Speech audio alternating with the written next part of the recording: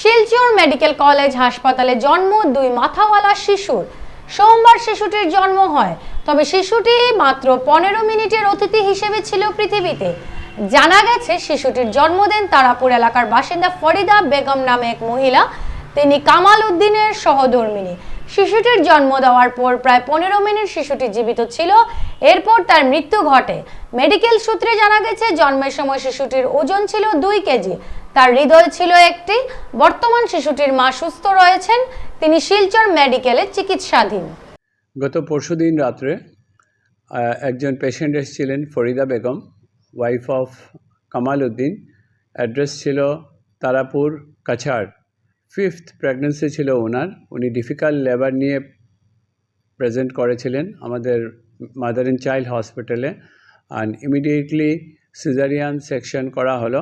করার পরে দেখা গেল যে যেটা বেবি জন্ম নিয়েছে এটার দুটো মাথা এবং লিম্ফ মানে হাত এবং পাও দুটো।